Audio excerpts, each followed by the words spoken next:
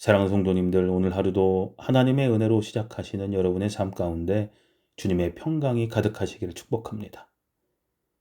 매일같이 반복되는 일상 속에서 때로는 지치고 낙심할 때가 있습니다.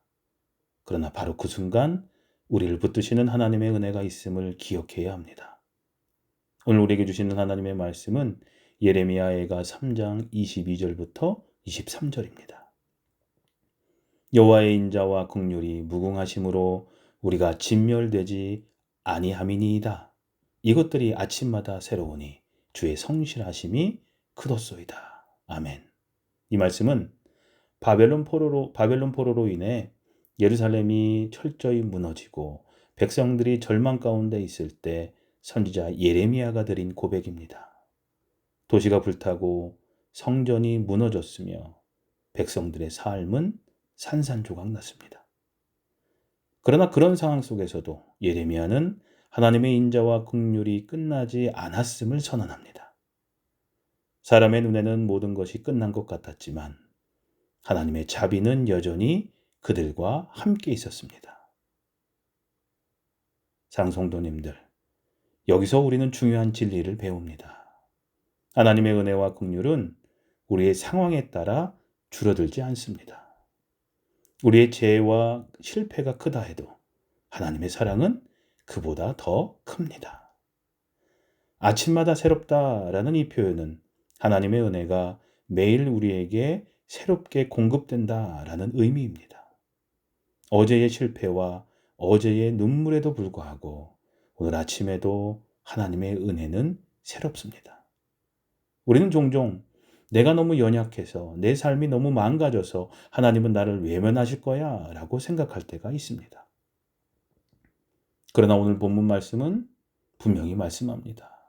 우리가 진멸되지 않은 이유는 우리의 의로움 때문이 아니라 오직 하나님의 인자와 긍휼 때문이라는 겁니다.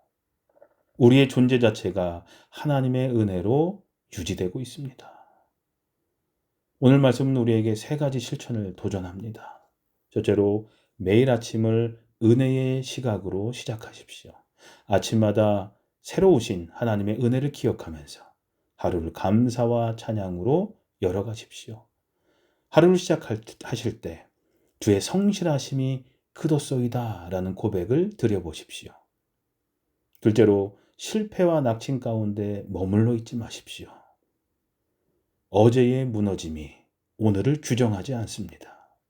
하나님의 은혜는 날마다 새로우며 새로운 시작을 가능하게 합니다. 오늘 하루는 어제와 다른 하나님의 은혜 안에서 새로운 하루입니다. 셋째로 하나님의 성실하심을 신뢰하십시오. 우리의 성실은 흔들리지만 하나님의 성실은 변하지 않습니다. 그분은 약속하신 것을 반드시 이루시는 분이십니다. 우리의 삶이 불확실해도 하나님의 성실하심은 우리의 확실한 기반입니다. 상성도님들, 혹시 지금 삶이 무너진 듯 보이십니까? 모든 것이 끝난 것처럼 느껴지십니까? 그러나 오늘 이 말씀을 붙드십시오.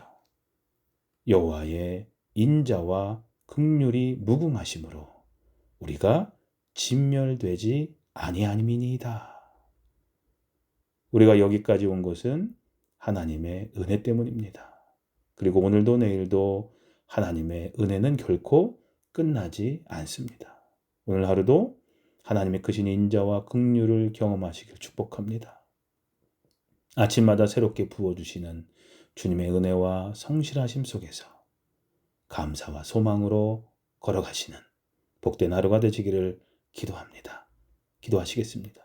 자비로우신 하나님, 저희를 멸망 가운데 버려두지 않으시고 인자와 긍휼로 붙드심에 감사드립니다. 아침마다 새로우신 은혜를 기억하게 하시고 오늘 하루도 주님의 성실하심을 신뢰하며 살게 해 주시옵소서. 예수님의 이름으로 기도합니다. 아멘. 오늘 하루 어제의 실패가 아니라 오늘 새롭게 부어주시는 은혜를 붙들며 주의 성실하심을 의지하게 하옵소서 하는 기도를 잠시 더 하는 시간 갖도록 하겠습니다.